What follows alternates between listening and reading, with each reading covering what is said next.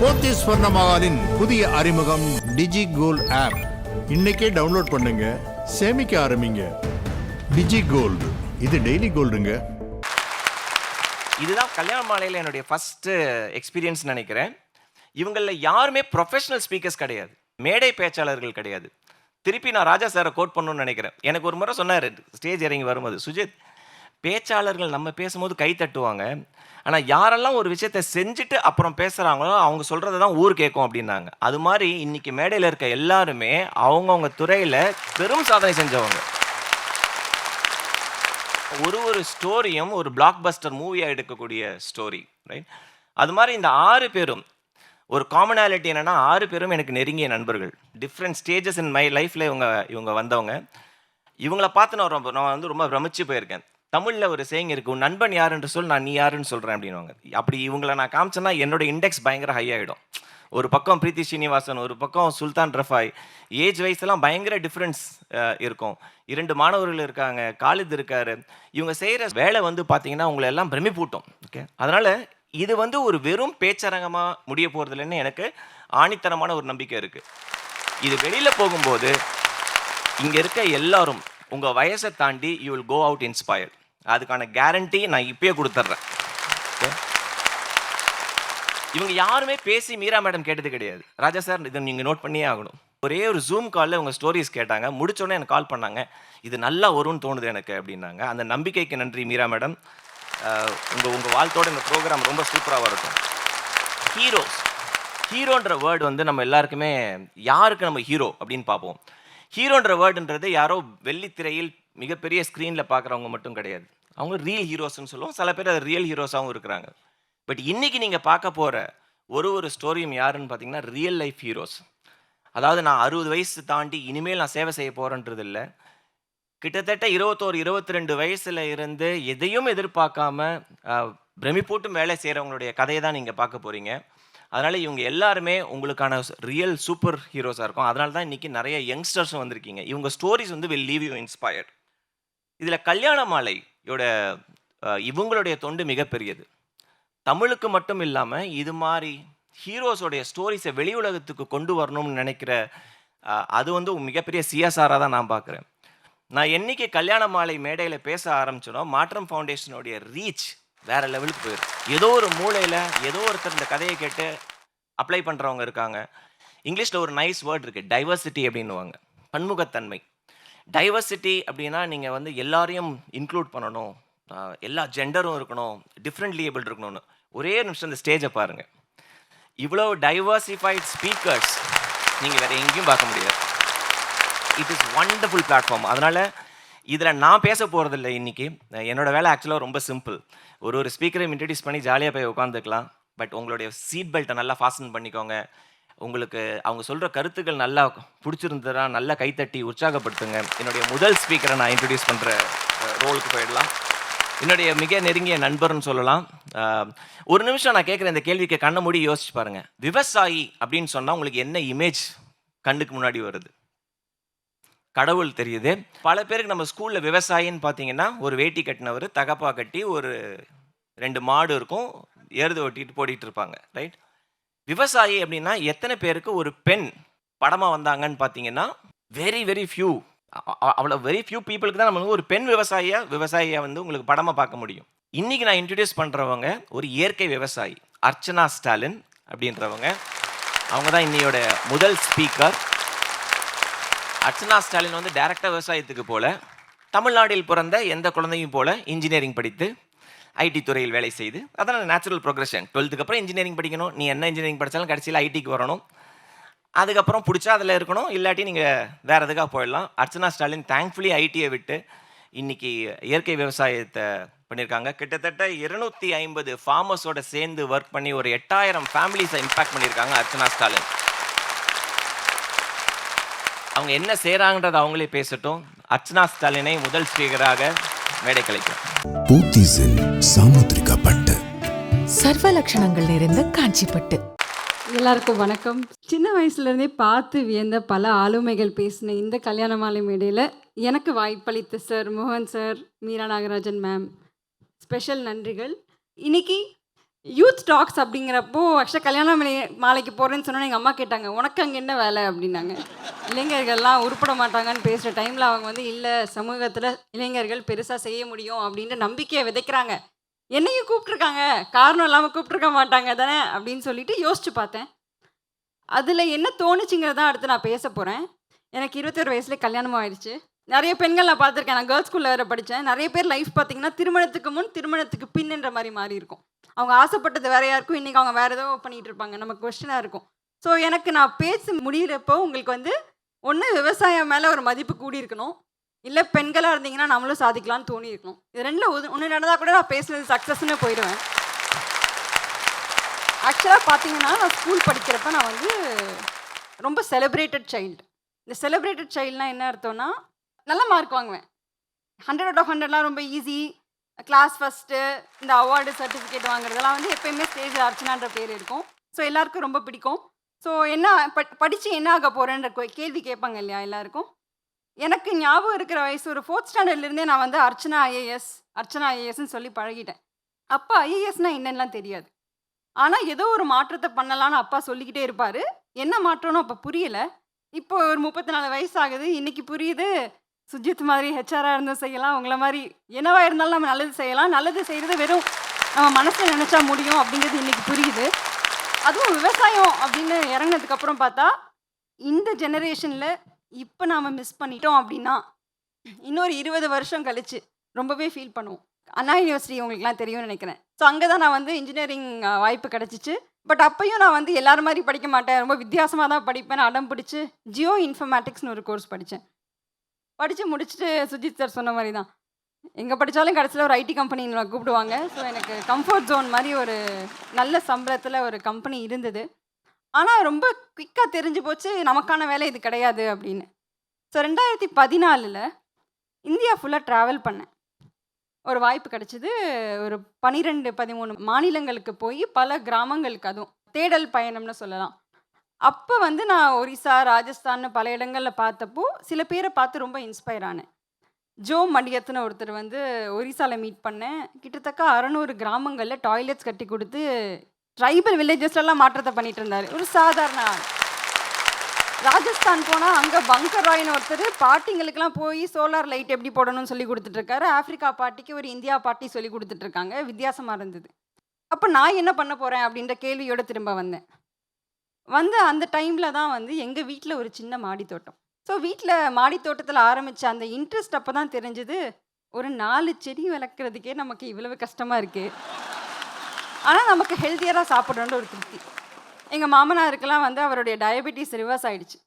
எனக்கு நல்லபடியாக நான் வந்து என்னோடய பிளட் டெஸ்ட்லாம் பார்த்தா கொஞ்சம் ஹீமோக்ளோபின் இம்ப்ரூவ் ஆகுது, பர்சனலாக ஹெல்த் இம்ப்ரூவ் ஆகுதுன்னு தெரியுது. ஆனால் இது ஏன் எல்லோரும் செய்ய மாட்டேங்கிறாங்க அப்படின்றது ஒரு தேடல். மறுபடியும் ஒரு தேடலுக்காக ஃபுல்லாக நிறையா விவசாயிகளையாக போய் பார்க்குறேன். ஸோ அப்படி இருக்கிறப்போ நான் வந்து மீட் பண்ணதில் பல பேர் இயற்கை விவசாயம் பண்ணுறவங்க மட்டும் தற்சார்பு வாழ்க்கையை தேடி போயிட்டு இருந்தாங்க. நம்ம மண் வளத்தை காக்கணும், நமக்கு தேவையான தேவைகளை நம்ம பூர்த்தி பண்ணிக்கணும், இது மூலயமா ஒரு பொருளாதாரத்தை பெருக்கணும், நானும் நல்லா இருக்கணும், நாடு நல்லா இருக்கணும்னு ஒரு பெருந்தன்மையாக பேசினாங்க.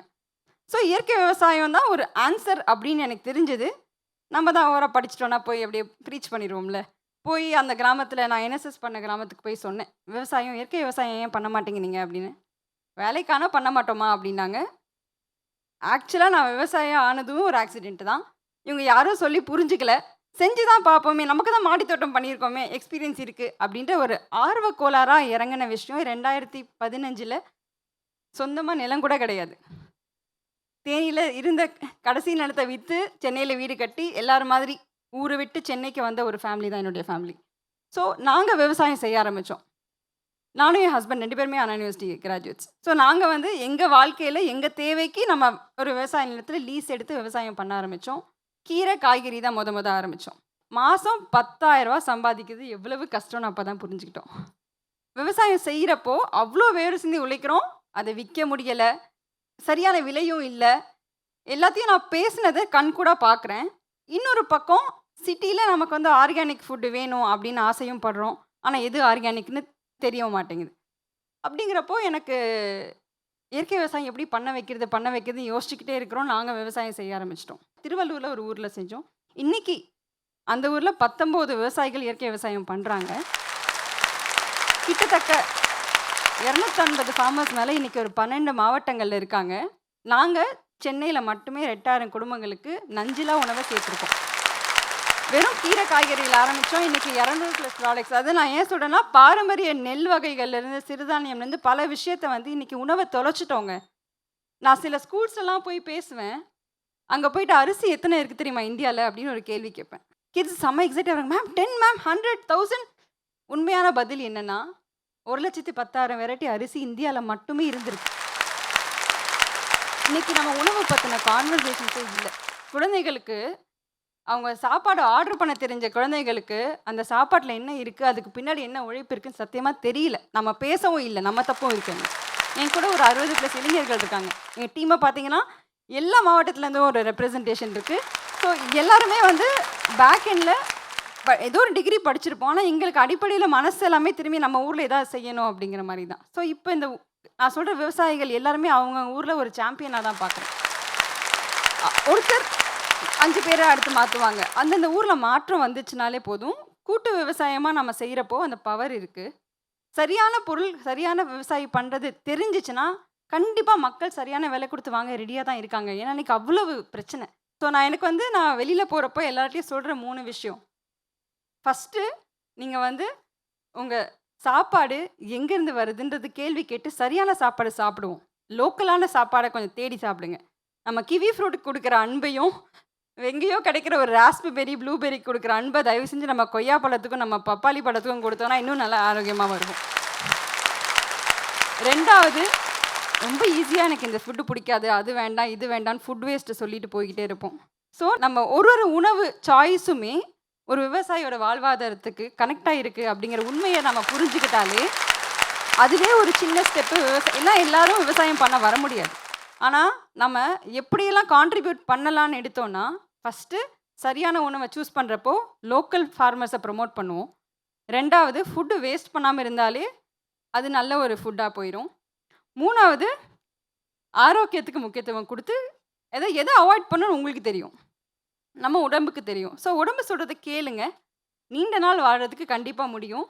ஸோ இன்ட்ரடியூஸ் பண்ணுறப்ப சுஜித் சொன்னார் விவசாயி பெண் விவசாயி அப்படின்னு சொல்லிட்டு.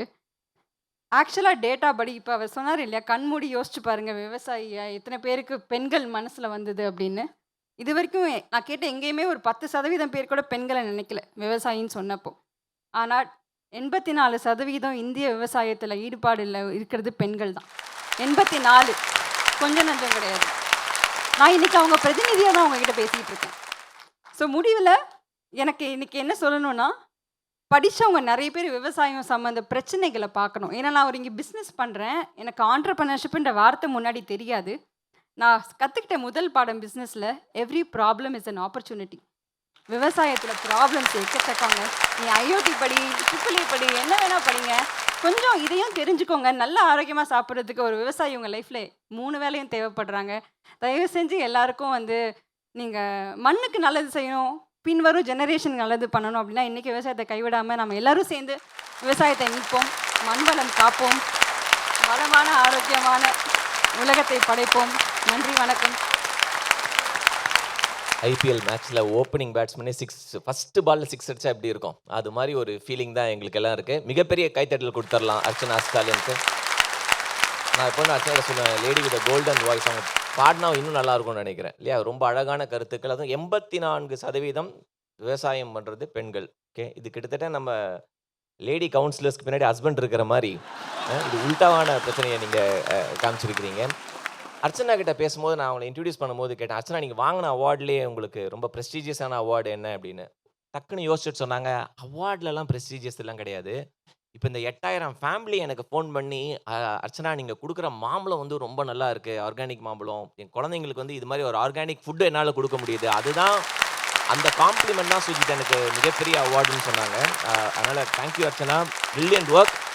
காஞ்சிபுரம் பச்சைப்பா சில்க்ஸின் பரிபூர்ணா, இது காஞ்சி பட்டின் பரிபூர்ணம்.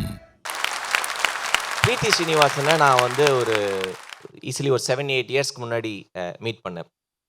அவங்கள மீட் பண்ணுறதுக்கு வரைக்கும் எனக்கு வீல் சேரில் இருக்கிறவங்க எல்லாருக்கும் மொபிலிட்டி இஷ்யூஸ், PWDன்னு சொல்லுவாங்க, ரைட். ஆர்த்தோபெடிக்கலி டிஃப்ரெண்ட்லி ஏபிள்டு அப்படின்றது மட்டும்தான் எனக்கு தெரியும். ஸ்பைனல் கார்ட் இன்ஜுரி அப்படின்னா என்னன்னு எனக்கு அப்போ தெரியல. நிச்சயம் நம்ம வாழ்க்கையை புரட்டி போட்டவர்கள் சில பேர் அப்படின்னா அதில் டாப் 3 லிஸ்ட்டில் நான் பிரீத்தியை வச்சுருப்பேன் எப்போதுமே. நான் சொல்கிறத கொஞ்சம் விஷுவலைஸ் பண்ணி பாருங்கள். 8 வயசு ஒரு பெண் குழந்தை தமிழ்நாடு சீனியர் கிரிக்கெட் டீமுக்கு செலக்ட் ஆகிறாங்க. இன்னைக்கு வரைக்கும் அதுதான் ரெக்கார்டு இந்தியாவில். அண்டர் 19 தமிழ்நாடு ஸ்டேட் கிரிக்கெட் டீமுக்கு விளையாண்டுருக்காங்க. She is a reputed swimmer, a brilliant academician. பயங்கரமாக படிப்பாங்க, யூஎஸில் படிச்சிருக்காங்க. ஒரு சின்ன ஃப்ரீக் ஆக்சிடெண்ட் அதை பற்றி அவங்களே பேசுவாங்க. Spinal cord injury resulted that அவங்க ஒரு வீல் சேரில் இருக்க வேண்டிய கட்டாயம். அதுக்கப்புறம் அவங்க என்ன பண்ணாங்கன்றது தான் இன்னைக்கு பிரீத்தியோட லைஃப்பை டிஃபைன் பண்ணுது. எனக்கு ஏன் அவங்க மிகப்பெரிய இன்ஸ்பிரேஷன் அப்படின்னா, இன்னைக்கு பிரீத்தி சோல் ஃப்ரீன்ற ஒரு என்ஜிஓ மூலமாக ஸ்பைனல் கார்டு இன்ஜுரி ஆனவங்களுக்கு என்ன பண்ணுறாங்கன்றது நீங்கள் கேட்கும்போது நம்மளுக்கெல்லாம் புல்லரிச்சிரும். நான் கேட்டேன் அவங்ககிட்ட என்ன சேலஞ்ச் இருக்கும் பிரீத்தி அப்படின்னு. இப்போ சொன்னாங்க, சுஜித் நான் இப்போ வீல் சேரில் இப்படியே இருக்கேன் இல்லையா, இப்போ என் கையில் வந்து ஒரு கொசு கடிச்சதுன்னு வச்சுக்கோங்க, என்னால் அந்த கொசு அடிக்க முடியாது. தேட் இஸ் வாட் அந்த இன்ஜுரியோட தான் அவங்க லைஃப்பை லீட் பண்ணுறாங்க. அப்போ நான் என்ன பண்ணேன், எந்த மேடையில் போனாலும் ஒரு 10 நிமிஷம் பிரீத்தியை பற்றி பேசுவேன். இது மாதிரி இருக்குது தெரியுமா, அந்த அவேர்னஸ் என்னன்னு தெரியுமா அப்படின்னு சொல்லி ஒரு காலேஜில் திருச்செங்கோடில் ஒரு ஏஷியாஸ் விமென்ஸ் லார்ஜஸ்ட் காலேஜ் நான் பேசின மிகப்பெரிய ஆடியன்ஸ் அதுதான். 22,000 பெண் குழந்தைங்க இருந்தாங்க. அவங்கக்கிட்ட நான் கேட்டேன், நம்ம ஒரு சேலஞ்ச் வச்சுப்போம், பிரீத்தியோட ஃபோட்டோவை பின்னாடி டிஸ்பிளேல போட்டு இது என் ஃப்ரெண்டு, இவங்களுக்கு இது மாதிரி ஸ்பைனல் கார்டு இன்ஜுரி ஆயிடுச்சு, இவங்க இப்படி தான் இருக்கணுமா, இவங்களுக்காக நம்ம ஒரு சேலஞ்ச் பண்ணுவோம். என்ன பண்ணுவோம், 20 நிமிஷம் நம்ம அப்படியே உட்காருவோம் சேரில், இப்படி அப்படியே நான் அசையக்கூடாது, ரைட்? எங்கேயாவது ஒரு இச்சு இருந்தாலும் நீங்கள் போய் கை வச்சு நீங்கள் ஸ்க்ராட்ச் பண்ணக்கூடாது, தலையில் அரிச்சா அப்படி பண்ணக்கூடாது, என்ன பண்ணாலும் அப்படியே உட்காரணும். இருப்போமா, நாங்கள் இருக்கலாம் சார் அப்படின்னாங்க. 2 நிமிஷத்தில் 22,000 பேரும் கை தூக்குனாங்க. இதுக்கு மேலே என்னால் முடியல அப்படின்னு. இப்போ நான் சொன்னேன், இந்த வாழ்க்கையை தான் என் ஃப்ரெண்டு வாழ்ந்துட்டு இருக்கிறாங்க, ரைட்? முதுகு தண்டவளம் பாதிக்கப்பட்டவர்களுடைய கஷ்டம் என்ன, அவங்களுக்காக ஒரு என்ஜிஓ ரன் பண்ணணும். என்னை பொறுத்த வரைக்கும் இந்த ஃபீனிக்ஸ் பறவைன்னு ஒன்று சொல்லுவாங்கல்ல, அந்த உண்மையான ஃபீனிக்ஸ் பறவை பிரீத்தி ஸ்ரீனிவாசன் தான். உலகத்தில் யாரெல்லாம் என்னால் இது முடியாது அப்படின்னா நான் காமிக்கிற ஒரே எக்ஸாம்பிள் அவங்கள காமிப்பேன். இங்கேருந்து ஸ்ட்ரைட்டாக என் ஃப்ரெண்டு யூகே போகிறாங்க, பிஹெச்டி பண்ணுறாங்க ஐஐடியில். அதை போய் நான் 2 நாளில் போய் அவங்களோட தீசிஸை ப்ரெசென்ட் பண்ண போகிறாங்க. இந்த தருணத்தில் பிரீத்தியோட மிகப்பெரிய சப்போர்ட், அவங்களுடைய அம்மா இருக்காங்க, பிரீத்தி ஸ்ரீனிவாசனுடைய மதர் இஸ் ஹியர். பிரீத்தி ஸ்ரீனிவாசன் ஒரு ஹீரோனா அவங்க மிகப்பெரிய ஹீரோ. பிரீத்தி, நானே நிறைய பேசிட்டேன்னு நினைக்கிறேன். Over to you. ட்ரூலி இந்த மாதிரி ஒரு மாபெரும் மேடை எனக்கெல்லாம் கிடைக்கும். ஆக்சுவலாக ராஜா சார் முன்னாடிலாம் தமிழில் பேசுறதுக்கே எனக்கு தகுதி கிடையாது. ஸோ நான் கொஞ்சம் குழகுழான்னு பேசினேன்னா என்னை மன்னிச்சுக்கோங்க சார். ஸோ நம்ம மாற்றுத்திறனாளி, நம்ம வந்து சக்கர நாற்காலியில் ஒருத்தரை பார்க்குறோம் அப்படின்னாலே நம்ம முதல்ல என்ன நினைக்கிறோம், ஐயோ பாவம்ல, என்ன ஒரு பரிதாபமோ அப்படின்னு. நான் அவங்கள கேட்குறேன், நீங்கள் எத்தனை பேர் இங்கே கண்ணாடி போட்டுருக்கீங்க? நிறைய பேர். இப்போ வந்து டிவி ஸ்க்ரீன் பின்னாடி பார்க்குறவங்க, கம்ப்யூட்டர் ஸ்க்ரீன் பின்னாடி பார்க்குறவங்க கண்டிப்பாக இருக்கும் கண்ணாடி. நீங்கள்லாம் மாற்றுத்திறனாளியா? ஐசைட் பர்ஃபெக்டாக இல்லைங்கிறதுனால தானே நம்ம கண்ணாடி போட்டுக்கிறோம். பிறக்கும்போது எல்லாரும் மாற்றுத்திறனாளியாக தானே பிறக்கிறோம். 4 வருஷம் ஆகுது நம்மளுக்கு மலமூத்திரம் போகிறது என்னன்னு தெரிஞ்சுக்கிறதுக்கே ஆகிறது. அந்த ஸ்டேஜுக்கு தான் திரும்பி போக போகிறோம். எத்தனை பேர் வந்து காரில் வந்தோம், ஏன் காரில் ஏறி உக்காந்துக்கிறோம், தூரமாக இருக்கு நடக்க முடியல அப்படின்னு தானே. என் சக்கர நாற்காலிக்கும் 4 வீல் தான் இருக்குது, உங்கள் காலுக்கும் 4 வீல் தான் இருக்குது. பொசிஷன் ஏலேருந்து பொசிஷன் பிக்கு கொண்டு போகிறது, எந்தும் கொண்டு போகிறது. என்னோட வீல் சேர் 8 km/h போகும். நான் எங்கேயுமே நிற்க வேண்டாம். அப்போது சென்னை டிராஃபிக்கில் உங்களை விட முன்னாடி நான் வந்துடுவேன்னோ என்னமோ தானே. அப்போது your car is nothing more then a glorified wheelchair. அப்போது உங்களுக்கும் எனக்கும் என்ன பெருசாக வித்தியாசம்? இன்னைக்கு உங்களோட உடம்பு நீங்கள் சொல்கிற மாதிரி நடக்கிறது, என் உடம்பு நடக்கலை, அவ்வளோதானே. ஸோ நம்ம எல்லாரும் நம்ம மனசில் மாற்றுத்திறனாளின்னு நம்ம நினச்சிட்டோன்னா நம்ம உலகம் சீக்கிரமாக மாறிடும். நம்ம தியேட்டர்ஸ் எல்லாம் accessible-ஆ இருக்கும். இன்னைக்கு சொல்றேன், மாற்றுத்திறனாளி பெண்கள் ஏன் நம்ம பார்க்கறதே இல்லைன்னா, the census says only 6% of girls with disability get to even go to school. 6% பெண்களுக்கு தான் ஸ்கூலுக்கே போக முடியறது அவங்க மாற்றுத்திறனாளியா இருந்தா. நம்ம எல்லாரும் மாற்றுத்திறனாளியா இருந்தா நம்மளுக்கு ஸ்கூல் போக வேண்டாமா?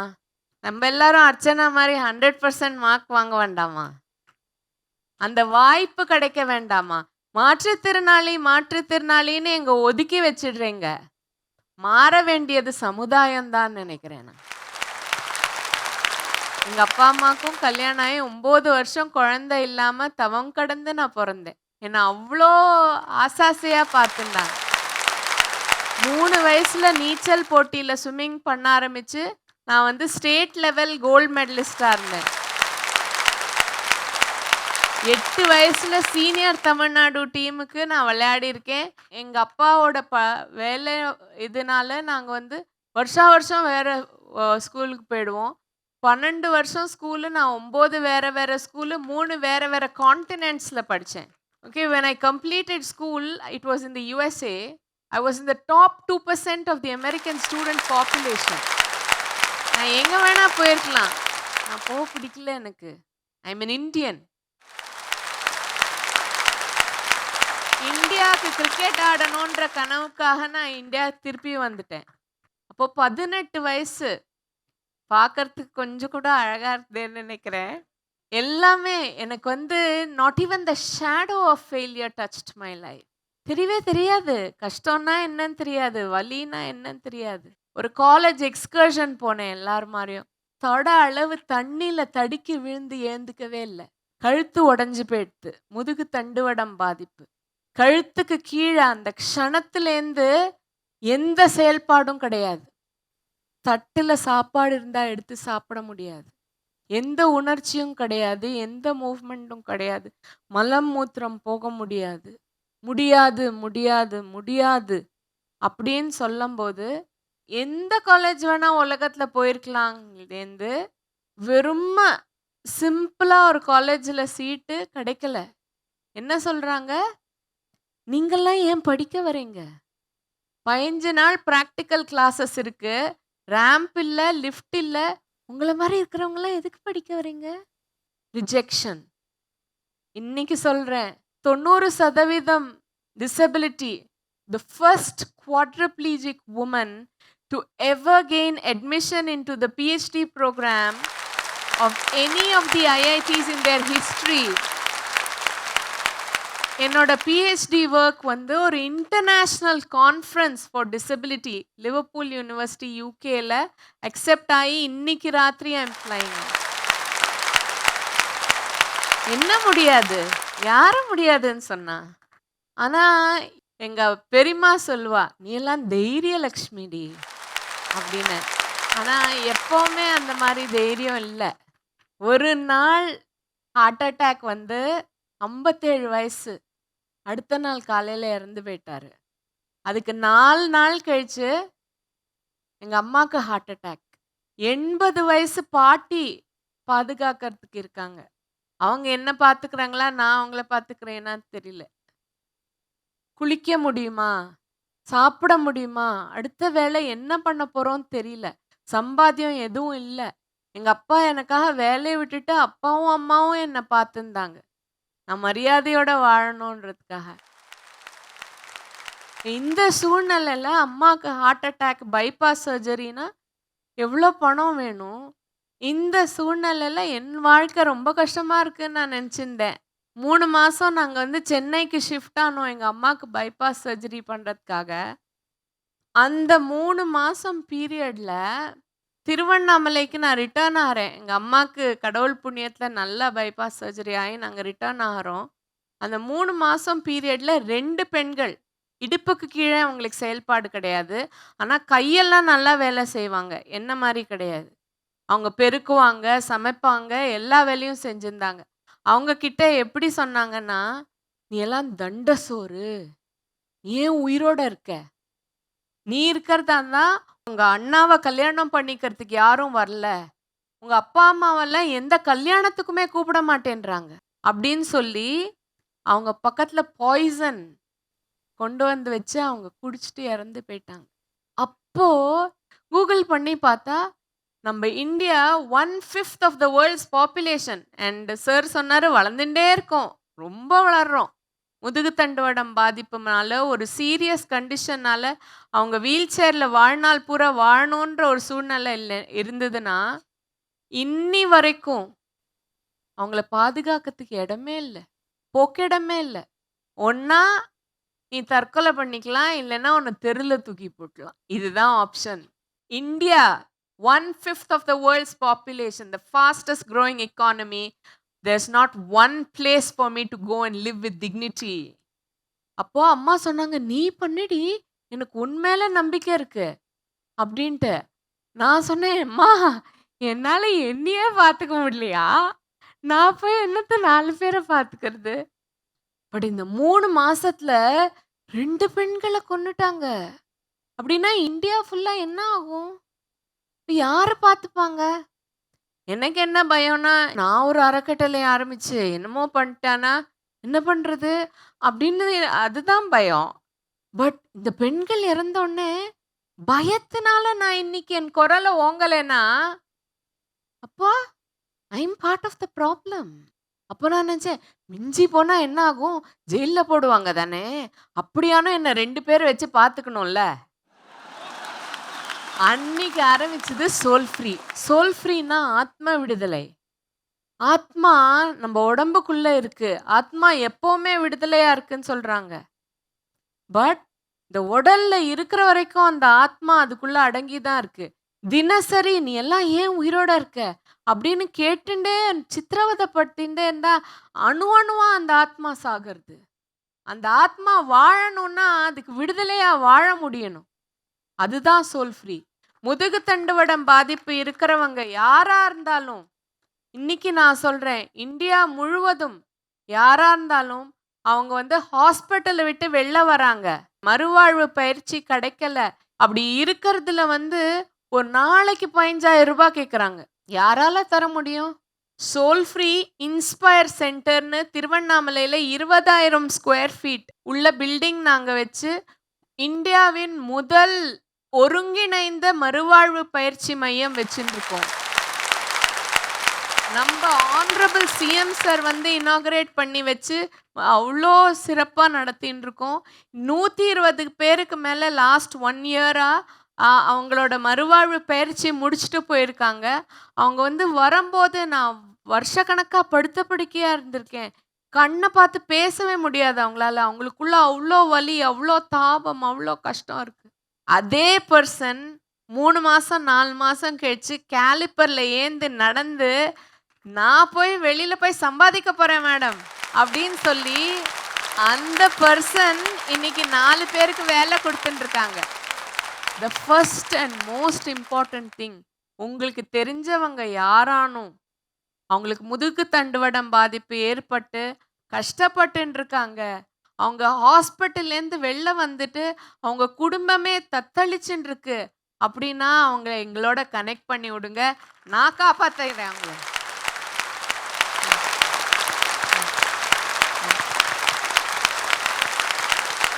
முதுகு தண்டுவடம் பாதிப்புக்கு மறுவாழ்வு பயிற்சி கொடுத்தா அவங்களால செய்ய முடியாது எதுவுமே கிடையாது. மூளையும் நல்லா இருக்கு, உடம்பும் நல்லா இருக்கு. Only thing wifi strike, network வேலை செய்யல. மூளை சொல்றது உடம்பு கேட்கல, உடம்பு சொல்றது மூளை கேட்கல. So what? நான் சொல்றேன், நான் ட்ரெயின் பண்றேன் அவங்கள. ஃபிசியோதெரப்பி, ஆக்குபேஷனல் தெரப்பி, ஹைட்ரோதெரப்பி, இந்தியாலேயே பாக்கி இடத்துல இல்லாததை எல்லாமே தரும். அவங்கள வாழ வச்சு அவங்கள சந்தோஷமா வைக்கிறதுக்கு எல்லா விதமான பயிற்சியும் தரும்.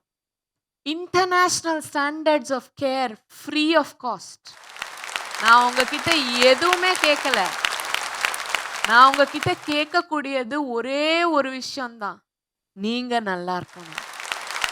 உங்களோட ஃபேமிலியை நீங்க சந்தோஷமா சக்சஸ்ஃபுல்லா நடத்தி மாற்றுத்திறனாளியா இருந்தா என்ன, மாற்றம் படைக்கிறோம் நாங்க. உங்க எல்லாரோட ஆசீர்வாதமும் எங்களுக்கு வேணும். எல்லாரோட சப்போர்ட்டும் வேணும். ஃபிசியோதெரபிஸ்ட் யாரான்னு இருக்காங்க, வந்து எங்கள சப்போர்ட் பண்றாங்கன்னா வாலண்டியர் பண்ணுங்க. Doctors, occupational therapists, so many things we need. We need all of your support. We need all of your love. அதாவது நான் சொல்லுவேன், உடச கரண்டிய வச்சுட்டு பாயசம் பண்றாரு பகவான் அப்படின்னு. கரண்டி என்னமோ உடசதான், ஆனா அவர் கையில இருக்குல்ல.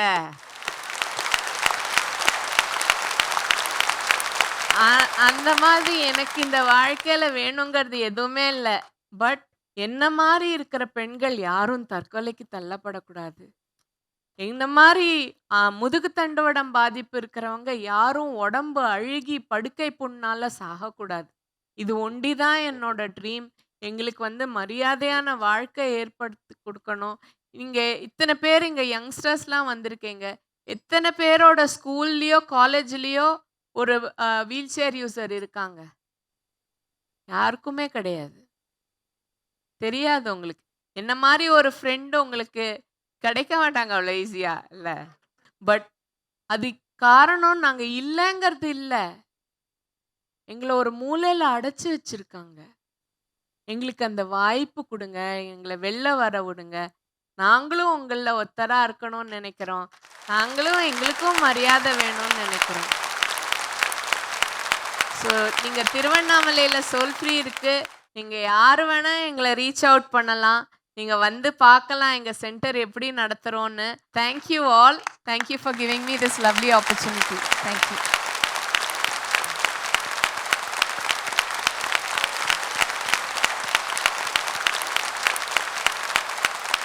நீங்கள் பிரீத்தி ஃபஸ்ட் டைம் பேசி கேட்குறீங்க. அது ரொம்ப பக்கத்துல இருந்து பார்த்துருக்கோம். இந்த புல்லரிப்புன்னெலாம் சொல்லுவாங்களா, அவன் கூட இருந்துச்சுன்னா அது எப்போயுமே அரைச்சிக்கிட்டே இருக்கும். ஏன்னா what she does is truly a miracle. திருவண்ணாமலையில் கிரிக்கெட் கோச்சிங் பண்ணுறாங்க அங்கே இருக்க கேர்ள்ஸ்க்கு, அவங்களோட சென்டரில். Outstanding work Preethi. Very very inspiring talk. அவங்க பிரீத்தி பேப்பரில் எழுதி அதெல்லாம் இல்லை, ஸ்ட்ரைட் ஃப்ரம் த ஹார்ட், அதான் சொல்லுவாங்கள்ல, ஸ்ட்ரைட் ஃப்ரம் த ஹார்ட் அந்த ஸ்பீச். ரொம்ப ரொம்ப நன்றி பிரீத்தி. மிகப்பெரிய கரகோஷம் கொடுத்துடலாம் பிரீத்திக்கு.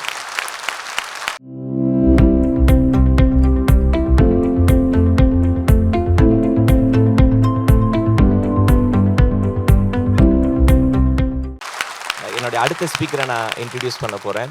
தமிழ் செல்வி, இந்தியாவின் முதல் திருநங்கை நர்சிங் ஸ்டூடெண்ட். இவங்க அவங்க கதையை சொன்னாதான் உங்களுக்கு அவங்களுடைய ஸ்ட்ரகிள்ஸ், அவங்க கடந்து வந்த பாதை என்னன்னு தெரியும். இன்னைக்கு என்னுடைய திருநங்கை சகோதரி பெரிய முன்னுதாரணமாக இருக்கிறாங்க. அவங்க செஞ்ச வேலை வந்து அவங்க மட்டும் இன்னைக்கு நர்சிங் ஸ்டூடெண்ட்டாக இல்லை, அவங்க எடுத்த சட்ட போராட்டம், அவங்க கடந்து வந்த பாதையோட ஸ்டோரிஸை நீங்கள் கேட்டிங்கன்னா கல்விக்காக ஒருத்தர் எந்த அளவுக்கு போயிருக்காங்க அப்படின்றது உங்களுக்கு புரியும். உங்களுடைய மிகப்பெரிய கைத்தட்டலுடன் தமிழ் செல்வியை மேடை கலைக்கிறோம். கல்யாண மாலை அப்படின்ற இந்த ஒரு பெரிய பிளாட்ஃபார்ம் கொடுத்ததுக்காக மீரா நாகராஜன் மேம் அவங்களுக்கும், மோகன் சார் அவங்களுக்கும், அண்ட் சுஜித் சார் அவங்களுக்கும், அண்ட் சிந்து மேம் அவங்களுக்கும் நான் நன்றி சொல்ல கடமைப்பட்டிருக்கேன். அப்பா வந்து குடிப்பழக்கத்துக்கு அடிமையாயிட்டு ஃபேமிலியை ரன் பண்ண முடியாத நிலைமைக்கு தள்ளப்பட்டு அப்பா வந்து இறந்து போயிடுறாரு. அப்பா அம்மா தான் வந்து கஷ்டப்பட்டு வளர்க்குறாங்க. என்னையுமே என் தங்கச்சியுமே அம்மா தான் வளர்க்குறாங்க. அதுக்கப்புறம் சின்ன வயசுலேயே வந்து எனக்கு எந்த ஒரு பசுமையான நினைவுகளும் இல்லை, கிடையாது.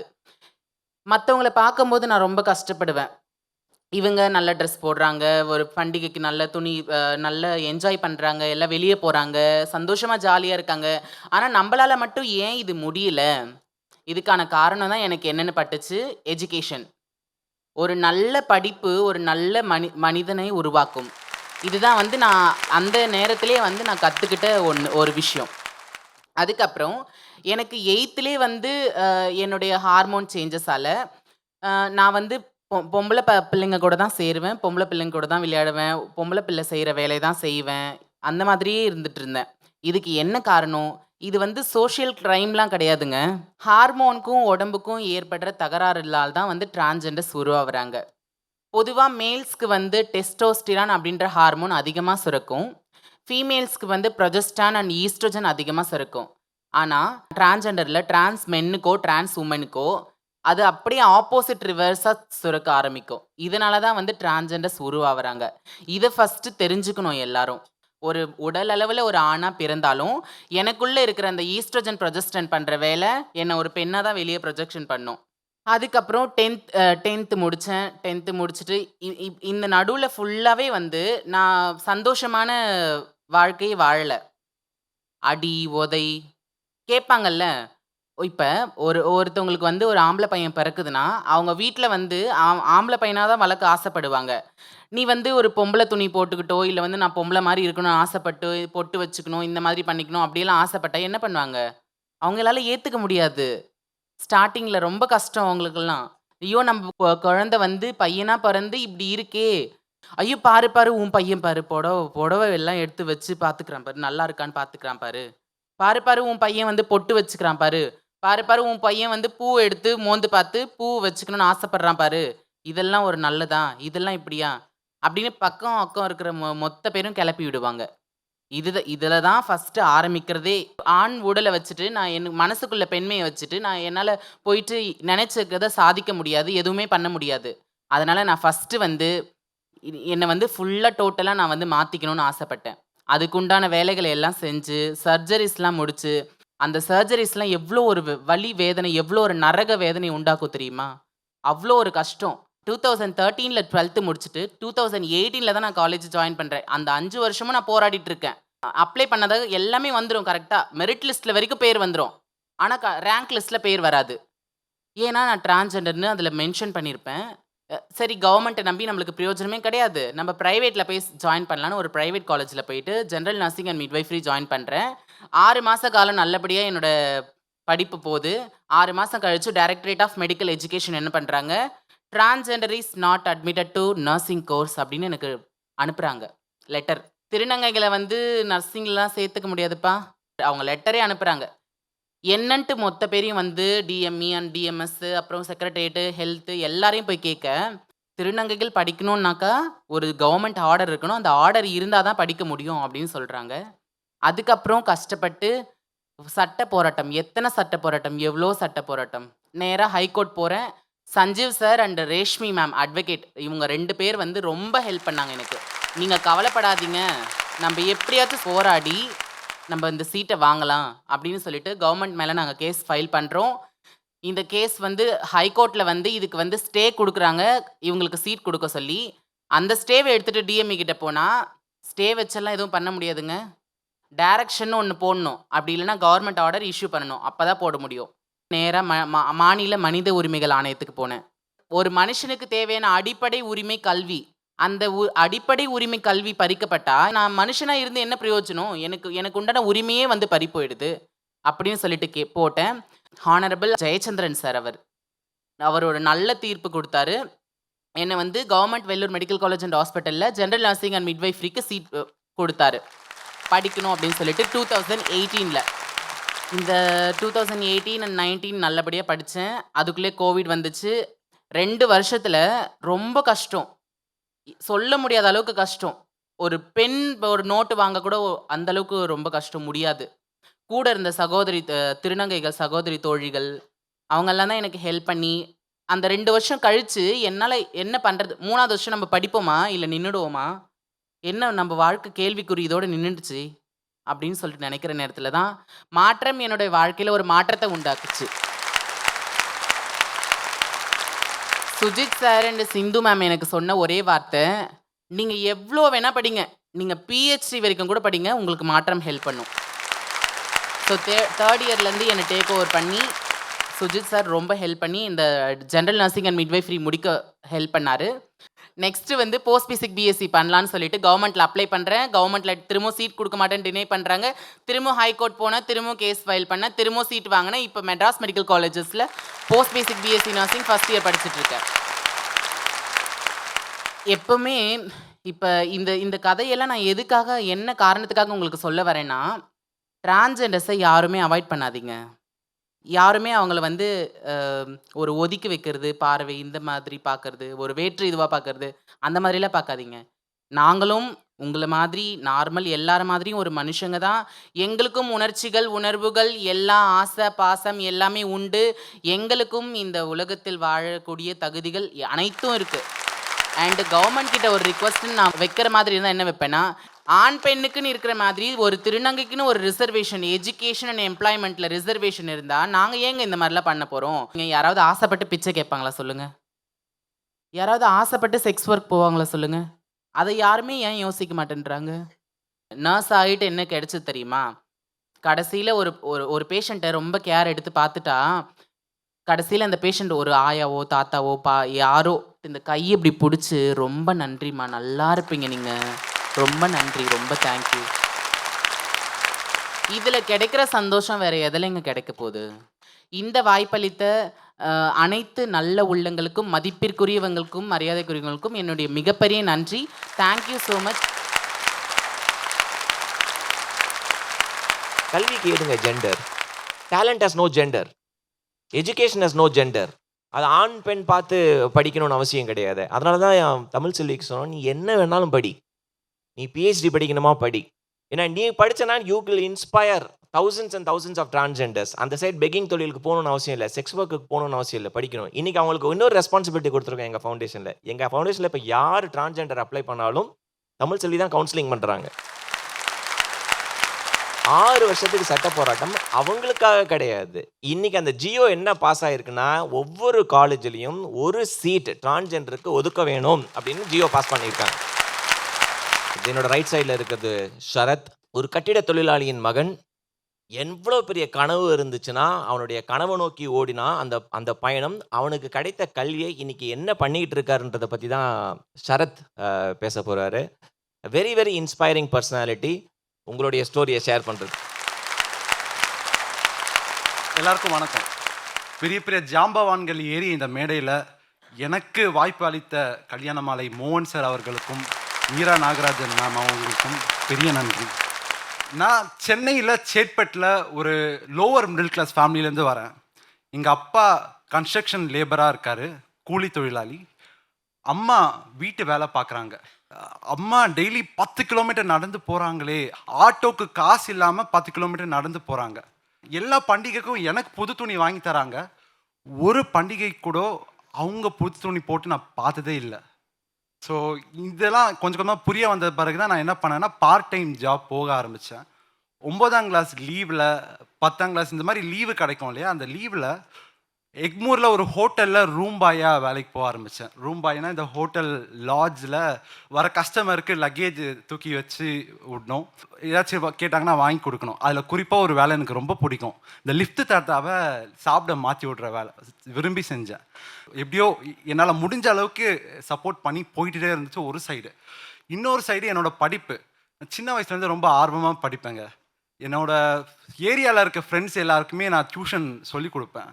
அண்ட் இப்படி போயிட்டு இருக்கும்போது 10th எக்ஸாம் முடிஞ்சு இந்த ரிசல்ட்டு அப்போது இந்த லிஃப்ட் தாத்தாவை மாற்றி நான் லிஃப்ட்டில் உட்காந்துட்டு இருக்கேன். எனக்கு வந்து ஒரு நியூஸ் வருது. என்ன அப்படின்னா, நீ தான்ப்பா ஸ்கூல் ஃபஸ்ட்டு அப்படின்னு ஒரு நியூஸ் வருது. எனக்கு ரொம்ப சந்தோஷம். ஏன் அப்படின்னா, ஸ்கூல் ஃபஸ்ட் எடுத்ததுக்கு இல்லை, ஸ்கூல் ஃபஸ்ட் எடுத்தால் அந்த ஸ்கூலே வந்து 11th 12th படிக்க வச்சிரும். ஸோ ஃபீஸு இல்லை. ஸோ அதுதான் அந்த சந்தோஷம். ஸோ 11th 12th படித்து முடிச்சிட்டேன்னா, 12th ரிசல்ட் அன்னைக்கு ஒரு பணக்கார வீட்டு அப்பா அம்மாவோட பையன் ஆவரேஜுக்கு அபோவாக மார்க் எடுத்தாலே அந்த அப்பா அம்மா ரொம்ப சந்தோஷப்படுவாங்க, ட்ரீட்டு கொடுப்பாங்க, அந்த பையனுக்கு பைக் வாங்கி கொடுப்பாங்க, மொபைல் ஃபோன் கொடுப்பாங்க, ரொம்ப சந்தோஷமாக இருப்பாங்க. ஆனால் ஒரு ஏழை மாணவன் ஒரு நல்ல மார்க் எடுத்தானா அவங்க அப்பா அம்மா சந்தோஷப்பட மாட்டாங்க, வேதனைப்படுவாங்க. ஏன் அப்படின்னா, அந்த பையன் அடுத்து என்ன பண்ண போகிறான், மார்க் எடுக்கலைன்னா கூட எப்படியோ சரி மார்க் இல்லைடா சொல்லி விட்டுறலாம். ஆனால் மார்க் எடுத்தால் எப்படி நான் ஃபீஸ் கட்டுவேன் அப்படின்ற ஒரு கஷ்டம் இருக்கும் அவங்களுக்கு. இதே கஷ்டம் தான் எங்கள் வீட்லேயும் இருந்துச்சு. அந்த 12th ரிசல்ட்டுக்கு அப்புறம் நான் 1101 1200க்கு 192.5 கட் ஆஃப் 200க்கு. அம்மா வந்து பக்கத்து வீட்டுக்காரங்கிட்ட பேசியிருந்தாங்க, நான் உள்ளே இருந்தேன். இந்த கான்வர்சேஷன் எனக்கு கேட்டுச்சு. மார்க் பையன் எடுத்தான், அடுத்து என்ன பண்ண போகிறேன்னே தெரியல அப்படின்னு பேசியிருந்தாங்களா. உடனே நான் வெளியே வந்து கெத்தா, மவ் அதான் நான் பார்ட் டைம் ஜாப் போகிறேன்ல, அப்புறம் நான் ஏதாவது ஃபீஸ் கட்டிக்கலாம் வெகுளித்தனமாக சொன்னேன். எனக்கு தெரியாதுங்க, பார்ட் டைம் ஜாபில் 6000 ரூபாய் 5800 கிட்ட வரும் ரவுண்டாக. இன்ஜினியரிங் படிக்க ஃபீஸ் வந்து 1.5 லட்சம் ரூபாய். நான் தெரியாமல் இதெல்லாம் சொன்னேன். சரி அடுத்து என்ன பண்ணலாம், எப்படி படிக்கலாம் அப்படின்ற ஒரு கேள்வி எனக்கும் என்னோட குடும்பத்துக்கும் இருக்கும்போது தான் மாற்றம் ஃபவுண்டேஷன் எனக்கு தெரிய வந்தது. ஒரு இன்டர்வியூ வர சொல்லியிருந்தாங்க. அந்த இன்டர்வியூவில் தான் இந்த மேடையில் நடுவராக இருக்கிற சுஜித்குமார் சாரை நான் அங்கே பார்த்தேன். சுஜித் சார் கேட்டார், தம்பி உனக்கு என்ன படிக்கணும்னு கேட்டார். நான் வெகுளித்தனமாக ஒரு பதில் சொன்னேன். சார் அப்பா கன்ஸ்ட்ரக்ஷன் ஒர்க்கர் சார், எனக்கு வந்து சிவில் இன்ஜினியரிங் சார், நான் அப்பாவோட ஒரு லெவல் மேலே போனேன் சார் அப்படின்னேன். அவருக்கு அது இன்ஸ்பைரிங்காக இருந்துச்சு போல். அவர் எனக்கு சிவில் இன்ஜினியரிங் உண்மையிலே கொடுத்தாரு. சென்னையில் ஒரு பிரபலமான பொறியியல் கல்லூரியில் எனக்கு வந்து சிவில் இன்ஜினியரிங் வாய்ப்பு வந்தது. அண்ட் 4 வருஷம் நான் சிவில் இன்ஜினியரிங் படித்தேன். அங்கே எந்த ஒரு காசும் இல்லாமல் 4 வருஷம் சல்லுன்னு ஓடிச்சு. நடுவில் சார் ஒரு கால் என்ன பேசினார். தம்பி நீ வந்து யூபிஎஸ்சி ப்ரிப்பேர் பண்ணுறியா அப்படின்னு கேட்டார். நான் சொன்னேன் சார் இல்லை சார் இன்ட்ரெஸ்ட் இல்லை சார். தம்பி நீ ஐடி கம்பெனி போறியா, நான் கோடிங் கிளாஸில் சேர்த்து விட்டான்னு கேட்டார். சார் இல்லை சார் இன்ட்ரெஸ்ட் இல்லை சார். என்ன தாண்டா உனக்கு இன்ட்ரெஸ்ட் அப்படின்னு கேட்டாரா. நான் சொன்னேன் சார் ஐஐடியில் எனக்கு ஸ்ட்ரக்சரல் இன்ஜினியரிங் படிக்கணும்னு ஒரு கனவு இருக்குது சார் அப்படின்னு சொன்னேன். அவரும் அப்படியாப்பா சரிப்பா ஆல் தி பெஸ்ட் அப்படின்னு சொல்லி ஃபோனை கட் பண்ணிட்டாரு.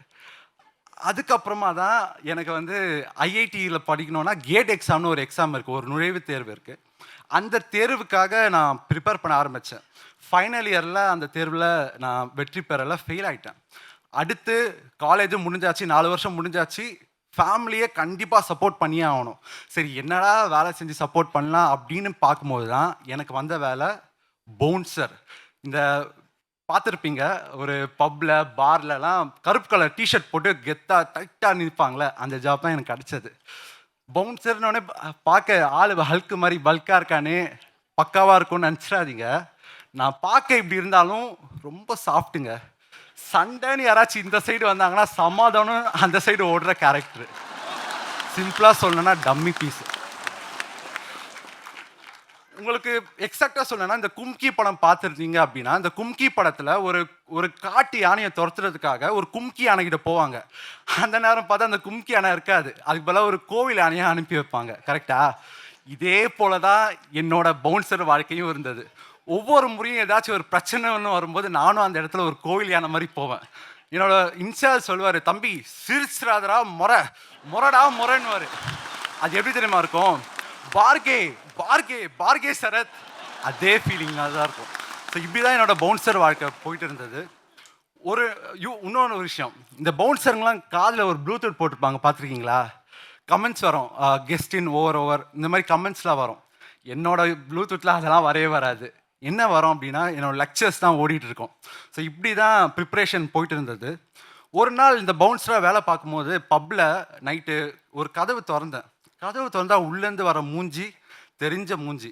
யாருன்னா என் ஃப்ரெண்டு கேட்குறான், சரத் நீ என்னடா இங்கே பண்ணிட்டுருக்கேன்னு கேட்டான். அந்த டைமில் தான் எனக்கு வந்து எனக்குள்ளேயே ஒரு சந்தேகம் வந்தது, நம்ம போகிற பாதை சரியான பாதை தானா அப்படின்ற ஒரு சந்தேகம் வந்தது. அப்போ தான் மாற்றம் ஃபவுண்டேஷனில் என்னோடய மென்டர் இங்கே உட்காந்துட்டு இருக்க புனிதாக்கா கிட்ட ஒரு நாள் பேசினேன். அவங்க சொன்னாங்க, டேய் நீ கோலை நோக்கி ஓடுற, வாழ்க்கைக்கு திருடுறது தவிர வேறு எந்த வேலையும் தப்பில்லை, நீ பாட்டுன்னு கோலை நோக்கி ஓடிட்டே இருன்னு சொன்னாங்க. நானும் ட்ரை பண்ணேன். 6 மாதம் ப்ரிப்பரேஷன் நல்லா போயிடுச்சு. பிப்ரவரி 2019 அந்த எக்ஸாம் எழுதினேன். மே மாதம் எனக்கு ஒரு கால் வந்தது. அந்த கால் தான் MS admission at IIT Madras. என்னோட வாழ்க்கையில் எல்லா இருளும் போய் ஒரு வெளிச்சம் நிலவர நிலை நான் நினைக்கும் போது தான் திடீர்னு ஒரு குண்டு விழுந்தது. 6 மாதம் கழிச்சு நான் சேர்ந்து 6 மாதம் கழிச்சு எனக்கு ஒரு மெயில் வந்தது, கேட்டகரி சர்டிஃபிகேட் நீங்கள் சப்மிட் பண்ணோம் அப்படின்னு சொல்லிட்டு. கேட்டகரி சர்டிஃபிகேட் ஈஸியாக சப்மிட் பண்ணிடலான்னு தான் நான் பார்த்தேன். ஆனால் எங்கள் அப்பா அம்மா வந்து பக்கத்து ஸ்டேட்லேருந்து இங்கே 35 வருஷமாக மைக்ரண்ட்ஸாக இருக்காங்க. எவ்வளோ போராடியும் என்னால் அந்த கேட்டகரி சர்டிஃபிகேட் சப்மிட்டே பண்ண முடியல. எந்த அட்மிஷன் எனக்கு கிடைச்சதோ அது ஒரே இமெயிலில் வித்ட்ரா ஆயிடுச்சு. மறுபடியும் இந்த IIT student, IIT Sarath bouncer Sarath தான் மாறினா. என்னோட கனவு, நான் போட்ட ஹார்ட் ஒர்க், நான் ஸ்பெண்ட் பண்ண டைம் எல்லாமே சுக்குநூறாக உடைக்கப்பட்டது. அந்த டைமில் நான் சார்கிட்ட போய் பேசினேன், இந்த நடந்த விஷயம்லாம் சொன்னேன். சார் சொன்னார், சரி தம்பி நீ ஏன் இன்னொருக்கா ட்ரை பண்ணக்கூடாது அப்படின்னு சொன்னார். அப்போ தான் எனக்கு தோணுச்சு, ஆமாம் கரெக்ட் தானே, எப்படியோ கேட் எக்ஸாம் இன்னொரு வருஷம் வரப்போகுது, ஏன் இன்னொருக்கா ட்ரை பண்ணக்கூடாது. இன்னொருக்கா 2021 மறுபடியும் ப்ரிப்பேர் பண்ண ஆரம்பித்தேன். அதே பயணம், அதே ஜர்னி. 2021 பிப்ரவரியில் அந்த எக்ஸாம் எழுதினேன். 2021 மேல மறுபடியும் அப்ளை பண்ணேன். இந்த முறை எந்த கேட்டகரியும் இல்லை, ஜென்ரல் கேட்டகரியில். ஆனால் இந்த முறை எனக்கு கிடைச்சது direct PhD at IIT Madras. நம்ம படித்தோம், வந்துட்டோம், சரி அடுத்து எப்படி திருப்பி கொடுக்கலாம் அப்படின்னு பார்க்கும்போது ஒரு ஐடியா வந்துச்சு சார் கூட டிஸ்கஸ் பண்ணும்போது. என்ன அப்படின்னா, கோவிட் டைமில் அஃபெக்ட் ஆகப்பட்டது எதுனா எஜுகேஷன் இண்டஸ்ட்ரி. அதுவும் குறிப்பாக அந்த கோவிட் டைமில் இந்த கவர்மெண்ட் ஸ்கூல் பசங்க ரொம்ப சஃபர் ஆனாங்க, எஜுகேஷனே இல்லை. ஸோ நாங்கள் என்ன ஐடியா பண்ணோன்னா, மாற்றம்ல இருக்கிற பசங்க நாங்கள் எல்லாருமே நல்லா படிக்கிற பசங்க, நல்லா டியூஷன் சொல்லித்தர பசங்க. சரி, இவங்களை கனெக்ட் பண்ணி அவங்களையும் சேர்த்து ஒரு ப்ராஜெக்ட் ஸ்டார்ட் பண்ணலாம் அப்படின்னு சொன்னதான் இந்த கற்போம் கற்பிப்போம்னு ஒரு ப்ராஜெக்ட். சிம்பிளாக சொல்லணும் அப்படின்னா, இது வந்து ஒரு ஆன்லைன் ஸ்கூல் மாதிரிங்க. ஒரு ஆன்லைன் டியூஷன் எல்லா சப்ஜெக்ட்க்கும், ஃபிசிக்ஸு, கெமிஸ்ட்ரி, மேத்ஸு, காமர்ஸ், அக்கௌண்ட்ஸுன்னு எல்லா சப்ஜெக்ட்க்கும் ஒரு டியூஷன் எங்களோட ஸ்டூடெண்ட்ஸே வந்து ப்ரொவைட் பண்ணாங்க. ஸோ இதுதான் ஆக்சுவலாக இது ஸ்டார்ட் பண்ணது டியூஷன் ப்ரொவைட் பண்ண நோக்கத்தில் நாங்கள் ஸ்டார்ட் பண்ணோம். ஆனால் போக போக இது என்ன நடந்துச்சு, எங்களே எப்படி மாற்றிச்சுன்னா, நாங்கள் ஒன்று அப்சர்வ் பண்ணோம். இந்த படிக்கிற பையன் 12வது படிக்கிற பையன் ஒரு 12th அப்புறம் நான் என்ன பண்ண போகிறேன் அப்படின்ற ஒரு கேள்விக்கு பதில் இல்லைன்னா அவன் விட்டுறான். இதுவே நம்ம வந்து, தம்பி நீ தைரியமாக படி, நீ நல்லா மார்க் எடுத்தனா உனக்கு வந்து மாற்றுற மாதிரி நிறைய அறக்கட்டளை, நிறைய பேர் ஹெல்ப் பண்ணுவாங்க, உன் லைஃப்பும் எங்கள் லைஃப் மாதிரி மாறும் அப்படின்னு ஒரு ஹோப் கொடுத்தோம் அப்படின்னா, அந்த பையன் அதை பிடிச்சிக்கிட்டு நிறைய மார்க் 60% எடுத்தவன் 80 எடுக்கிறான், 70 எடுத்தவன் 90 எடுக்கிறான். ஸோ இந்த மாதிரி மாற்றத்தை நாங்கள் நேரில் பார்த்தோம். கடந்த ஒரு 3 வருஷமாக கிட்டத்தட்ட ஒரு பல நூற்றுக்கு மேலே மாணவர்கள் இந்த கற்போம் கற்பிப்போம் ப்ராஜெக்ட் மூலமாக தமிழ்நாடு பூரா பயனளித்து வராங்க. அண்ட் கவர்மெண்ட் ஸ்கூல் டீச்சர்ஸ் இதுக்காக ரொம்ப சப்போர்ட் பண்ணியிருக்காங்க. ஸ்டூடெண்ட்ஸை கண்டுபிடிக்கிறதும் சரி, எங்கள் டியூட்டர்ஸ்க்கு ட்ரைனிங் கொடுக்கறது, இந்த மாதிரி நிறைய சப்போர்ட் இந்த கவர்மெண்ட் டீச்சர்ஸும் பண்ணியிருக்காங்க. நாங்கள் போக வேண்டிய பாதை ரொம்ப தூரம், இன்னும் ஸ்டார்டிங்கில் தான் இருக்கோம், இன்னும் தொடர்ந்து செய்வோம். உங்களுக்கு இதை பார்க்குற மாணவர்கள் குறிப்பாக, உங்களுக்கு ஏதாச்சும் கோல் இருந்துச்சுன்னா, இன்னைக்கு உங்கள் குடும்பம் வறுமையில் இருக்கலாம், பட் நாளைக்கு உங்கள் குடும்பத்தை மாற்றணும் அப்படின்னா நீங்கள் ஒரு கோல் வச்சுக்கோங்க, அந்த கோல் அச்சீவ் பண்ணுங்கள். யார் என்ன சொன்னாலும் முடியாது அப்படின்னு சொன்னால் தயவுசெய்து நம்பாதீங்க, உங்களாலையும் முடியும். ஒரு கூலி தொழிலாளி மகன் என்னால் ஐஐடியில் போய் சேர முடியுதுன்னா நிச்சயமாக உங்களாலையும் முடியும். ஸோ வாய்ப்பு அளித்ததுக்கு நன்றி கூறி விடைபெறுகிறேன். தேங்க்யூ. தேங்க்யூ சரத். இது ஒரு நல்ல பிளாட்ஃபார்ம். அண்ட் சரத்தோட ஸ்டோரி வந்து நிறைய ஸ்டூடெண்ட்ஸை இன்ஸ்பயர் பண்ணும் அப்படின்ற நம்பிக்கை எங்களுக்கு இருக்குது. ரைட், சரத்தை பற்றி ஒரே விஷயம், 2021 அவன் 2வது முறை ஐஐடிக்கு ப்ரிப்பேர் பண்ணும்போது அப்போ தான் சரத் வந்து கொஞ்சம் கான்ஃபிடென்ஸ் லோவாக இருந்த டைம். நான் சொன்னேன், நீ படிக்கணும், உனக்கு இன்டர்நெட் வசதி வேணும்னா மாற்றம் ஆஃபீஸில் இருக்குடா, நீ வந்துடு அப்படின்னா. சேட்பட்லேருந்து நீலாங்கரைக்கு டெய்லி சைக்கிளில் வருவார், ஓட்டிகிட்டு வருவோம். அங்கேருந்து சைக்கிளில் வந்து ப்ரிப்பேர் பண்ணி படிச்சுட்டு திருப்பி இன்றைக்கி அந்த கற்போம் கற்பிப்போம்ன்ற ப்ராஜெக்டோட ப்ராஜெக்ட் டைரக்டர் அவர் தான். ஸோ சரத் சொன்ன மாதிரி இன்றைக்கி அவர் ஐஐடி போனது மட்டும் இல்லாமல் அவர் ஒரு இன்ஸ்பிரேஷனாக இருக்கார். அடுத்த ஜென்ரேஷன் ஆஃப் ஸ்டூடெண்ட்ஸை வந்து மேல் படிப்பு படிக்கிறதுக்கு மிகப்பெரிய ஊன்றுகோலாக இருக்கார்.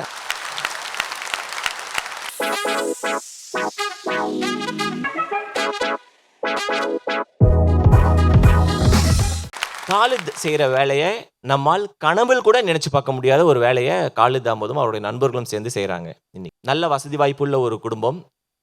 இன்னைக்கு அவர் உறவுகள் ட்ரஸ்ட் அப்படின்னு ஒரு ட்ரஸ்ட் ரன் பண்ணுறாரு. கிட்டத்தட்ட 8000 அன்கிளைம்ட் பாடிஸுக்கு ஒரு ரெஸ்பெக்ட்ஃபுல் ஃபியூனரல் கொடுத்துருக்காங்க உறவுகள் ட்ரஸ்ட். இன்னைக்கு எந்த ஒரு மேஜர் ஆக்சிடென்ட், ட்ரெயின் ஆக்சிடென்ட் அப்படின்னா போலீஸ் ஃபஸ்ட்டு கால் பண்ணுற நம்பர் காலித் அஹமதோட உறவுகள் ட்ரஸ்டோட நம்பர் தான். நான் காலித் அஹமது கிட்ட சொல்லுவேன், காலித் அஹமத் எஜுகேஷன் கொடுத்துடலாம், நான் எஜுகேஷனுக்கு அப்படின்னு நான் ஒரு பைசா கேட்டேன்னா உதவி பண்ணுறதுக்கு ரெடியாக இருக்காங்க. மரம் நடுறதுன்னு ஒரு என்ஜிஓ நடத்துகிறாங்க, அதுக்கு பைசா கேட்டால் கொடுத்துருவாங்க. ஆனால் நீங்கள் செய்கிற வேலைக்கு எவ்வளோ கோடி பணம் கொடுத்தாலும் அதை செய்கிறதுக்கான அந்த மனப்பக்குவம், மன தைரியம் இருக்குது பாருங்கள், அது வேற லெவல். ரைட், காலித் அஹமத் உறவுகள் ட்ரஸ்ட்லேருந்து பேச அளிக்கிறோம். ஓடிவி காலித். தினந்தோறும் மார்ச்சரி சுடுகாடுன்னு போயிட்டு இருந்த எங்களுக்கு இவ்வளோ பெரிய மேடையை வழங்கிய கல்யாண மாலை குழுவினருக்கும், மோகன் சார் அவர்களுக்கும், மீரா மேடம் அவர்களுக்கும் மிகப்பெரிய நன்றிகளை தெரிவித்துக் கொள்கிறேன். என்ன ஒரு விஷயம் அப்படின்னா, எங்கள் ஊரை பொறுத்த வரைக்கும் எனக்கு பட்டுக்கோட்டை பக்கம் அதிராம்பட்டினம் அப்படிங்கிற ஒரு ஊர். எங்கள் ஊரை பொறுத்த வரைக்கும் படித்து முடித்தோடனே வெளிநாடு போயிடணும். அவன் என்ன வேலை பார்க்குறான்லாம் தெரியாது, ஆனால் பொண்ணு கொடுத்துருவாங்க. எனக்கும் அதான் ஆசை. என் வீட்டில் எல்லாம் அமெரிக்காவில் இருக்காங்க, துபாயில் இருக்காங்க, நம்மளும் போகணும், சம்பாதிக்கணும், வாழணும், கெத்தாக இருக்கணும் அப்படின்னு தான் ஆசை. சென்னைக்கு வந்துட்டோம், டிப்ளமோவில் போய் சேர்ந்தோம். கஷ்டப்பட்டு படித்து முடித்தோம். அங்கே ஒரு 14 அரியர் கஷ்டப்பட்டு கிளியர் பண்ணோம். இன்ஜினியரிங் போனோம், 28 அரியர் அங்கேயும் கஷ்டப்பட்டு கிளியர் பண்ணோம். இப்படியே தான் வாழ்க்கை போயிட்டு இருந்துச்சு. ரோட்டில் நம்ம நிறைய பேரை பார்ப்போம். ஏதோ ஒரு இடத்துல யாரோ ஒரு மனிதர்கள் ஒருவேளை உணவுக்காக நம்மள்ட்ட கையேந்துவாங்க. உணவு வாங்கி கொடுக்க ஆள் இருக்கும், உடை வாங்கி கொடுக்க ஆள் இருக்கும், அவங்கள க்ளீன் பண்ணி வீடியோ போடுறதுக்கு நம்ம எல்லாருக்குமே மனசு இருக்கும். ஆனால் அவங்க கூட உட்காந்து பேசுகிறதுக்கான நேரம் நம்மளுக்கு கிடையாது. ஏன் தெரியுமா? நம்மளை எதிரில் இருந்து பார்த்துட்டு போகிறாங்க தெரியுமா, அவங்க நம்மளை பார்த்து என்ன நினைப்பாங்க அப்படிங்கிற ஒரு எண்ணம் இருக்கும். மனிதனுக்கு தேவையான ஒரு விஷயம் என்ன தெரியுமா? ஆறுதலான வார்த்தைகள், மாறுதலான ஒரு வாழ்க்கை. இதை தான் உருவாக்கி கொடுக்கணும். ஆவடி பக்கத்தில் ஒரு தாத்தா பஸ் ஸ்டாண்டில் படுத்து கிடக்காரு. அவருக்கு உணவு கொடுக்க போகிறோம். அப்படியே ஒரு ட்ரெஸ்ஸை வாங்கிட்டு போய், என்ன தாத்தா தீபாவளி அப்படிங்கிறப்ப, தம்பி என் பக்கத்தில் ஒருத்தன் படுத்து கிடந்தான் தம்பி, என்ன மாதிரியே தான், பிள்ளைங்கெல்லாம் துரத்தி விட்டுருச்சு, செத்து போயிட்டான், எறும்பெல்லாம் மொச்சி போய். அங்கே பஸ் ஸ்டாண்டுக்கு பஸ் ஏற வந்த மக்கள்கிட்ட சொல்கிறேன், யாருமே பார்க்கல கேட்கல. அப்புறம் போலீஸ் வந்தாங்க, பாடியை எடுத்து போயிட்டாங்க அப்படின்னு சொல்லிட்டு அவங்க சொல்லிட்டார். நான் ட்ரெஸ்ஸை கொடுத்துட்டேன். அப்போ எனக்கு புரிஞ்ச ஒரு விஷயம், என் தந்தையுடைய மரணம் அதுக்கப்புறம் ஏற்படுது. அது ஒரு பெரிய வழியில் அப்படியே கடந்து போயிட்டே இருக்கும். இன்னைக்கு மனிதன் இரும்பு கோட்டையில் வீடை கட்டி வச்சிருந்தாலும் சரி, இல்லை கீத்தூட்டில் வாழ்ந்தாலும் சரி, இல்லை எந்த பெரிய இடத்துல வாழ்ந்தாலும் சரி, மரணம் எல்லாருக்கும் வரக்கூடிய ஒரு விஷயம். இன்னைக்கு சமூகத்தில் உள்ள மிகப்பெரிய ஒரு கெட்ட பழக்கம் என்ன தெரியுமா? பணக்காரன் வீட்டுக்கு ஓடி போகிறான், ஏழை வீட்டுக்கு பால் ஊற்ற ஆள் இல்லை. பிறக்கிற குழந்தைக்கு சீனி போடுறதுக்கு குடும்பம் எல்லாம் வரான், இறந்து போன ஒரு மனுஷனுக்கு குழியில் பால் ஊற்றுறதுக்கு ஆள் கிடையாம போயிடுது. நீ கோடிக்கணக்கில் காசு வச்சிருங்க, பென்ஸ் வச்சுக்கோங்க, BMW. என் பசங்கள்கிட்ட சொல்லுவேன், எங்கள்கிட்ட ஒரு 7 வண்டி இருக்குது. எங்களுக்கு முன்னாடி ஒரு BMW போனுச்சுன்னா, என்ன BMWண்ணே, என்னதான் ஆனாலும் கடைசியில் நம்ம வண்டி தான்டா. நைட்டு ஒரு 1 மணி 2 மணி 3 மணி 4 மணி அதெல்லாம் டைம்லாம் கிடையாது. 24x7 மார்ச்சரி முடிச்சுட்டு வருவோம். அந்த பெரிய பெரிய ஹோட்டலில் அப்படியே எல்லாம் பப்பு கிப்பெல்லாம் முடிச்சுட்டு வெளில வருவாங்க. அப்போ என் டிரைவர் ஒரு நாள் என்கிட்ட கேட்டான், ஏன்னா நாங்கள் இங்கே வேலைக்கு வந்துட்டோம், சம்பளம் கொடுக்குறீங்க சரி, நீங்கள் இந்த சந்தோஷம் கிந்தோஷம் அப்படிலாம் பார்க்க வேண்டியதானே, அந்த வயசு தானே அப்படின்னா. நான் அப்போ சொன்னேன், ஒருத்தவனுடைய அழுகைக்கு தோல் கொடுத்து நம்மளுடைய தோள்பட்டையில் வாங்குறோம் தெரியுமா, அதை விட மிகப்பெரிய ஒரு ஆறுதல், அதை விட மிகப்பெரிய ஒரு சந்தோஷம் இந்த உலகத்தில் வேறு எதுவுமே கிடையாது. உறவுகள் ட்ரஸ்ட் நான் 2017 தொடங்குறேன். எனக்கு என்ன பண்ண போகிறேன்லாம் தெரியாது, எப்படி பண்ண போகிறோம், மரணத்தில் வேலை பார்க்க போகிறோம், அவ்வளோதான். இன்ன வரைக்கும் உறவுகள் வேலை பார்க்குற ஒரே ஒரு விஷயம், மரணம் அப்படிங்கிற ஒரு விஷயம் தான்.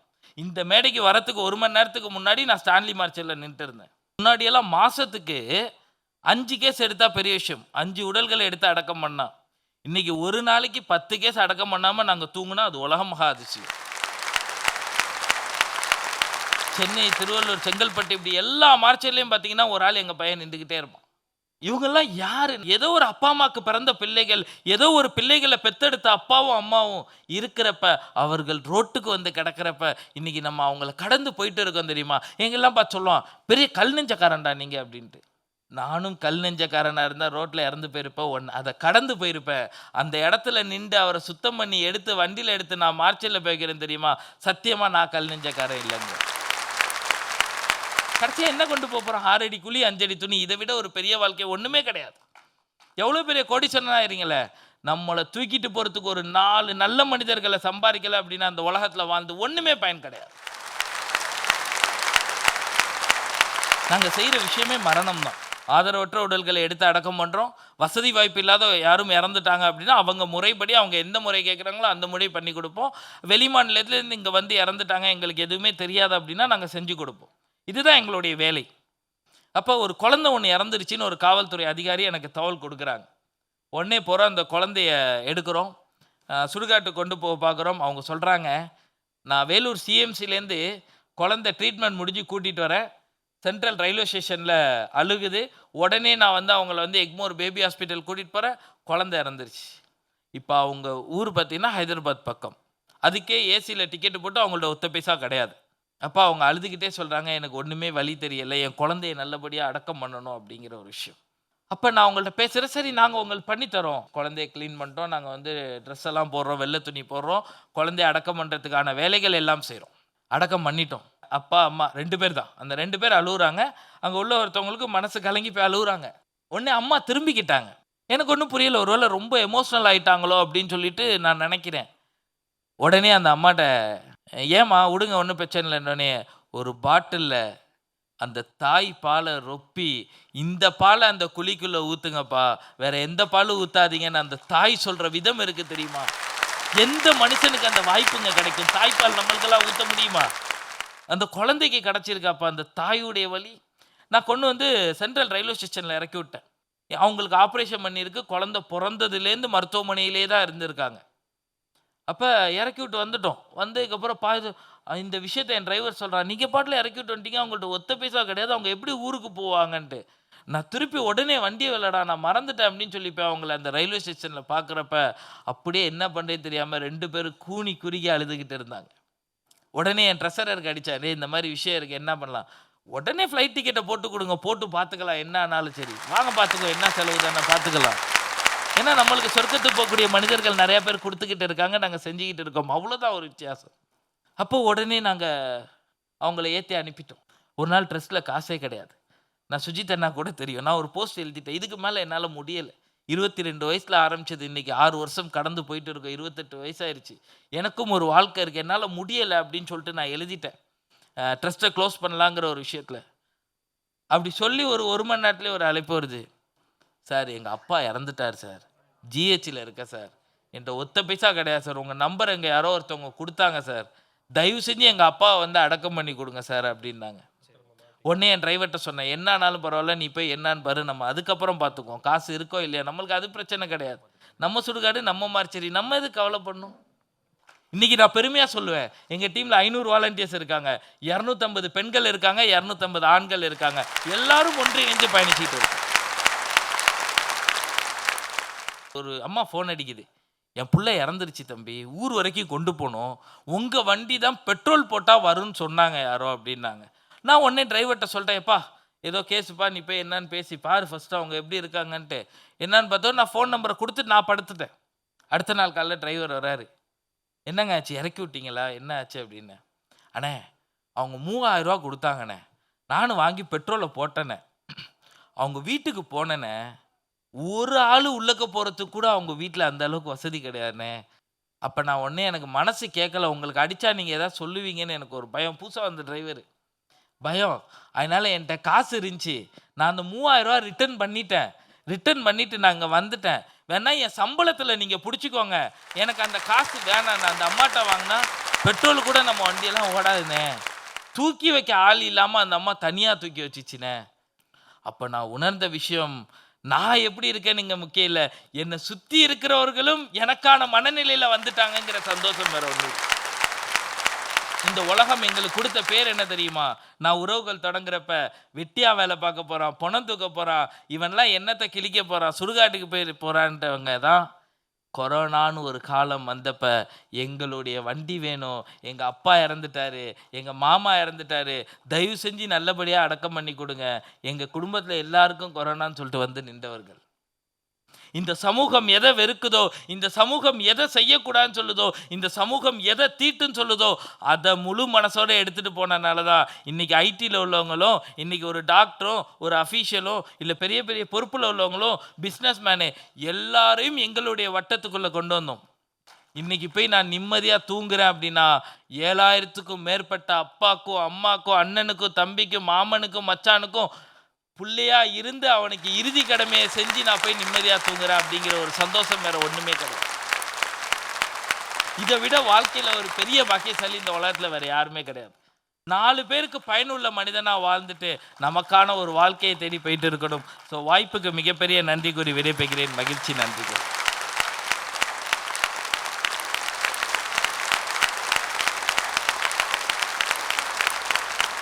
நான் எனக்கு சுல்தானுக்கு ஒரு காமன் ஃபேக்டர், நான் சீனியர், அவர் ஜூனியர், 2 பேரும் ஒரே கல்லூரியில் படிச்சிருக்கோம், லோயலா கல்லூரியில்.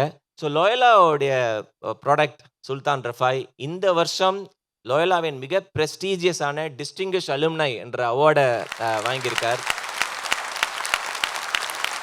an amazing speaker, சூப்பரான speaker and a wonderful human being சுல்தான் ரஃபாய் தான். பலத்த கரகோஷத்தோட லெட்ஸ் வெல்கம் சுல்தான் ரஃபாய்.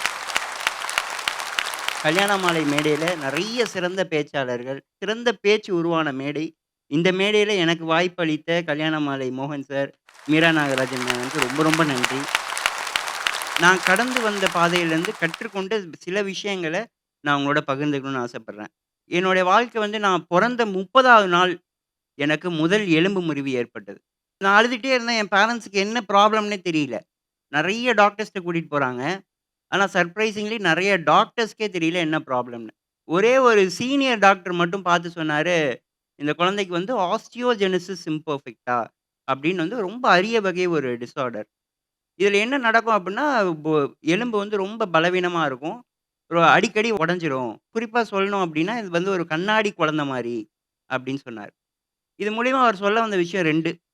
ஒண்ணு வந்து, இந்த குழந்தைய நீங்க கண்ணாடி மாரி ரொம்ப பத்திரமா பார்த்துக்கணும் அப்டிங்கிறது.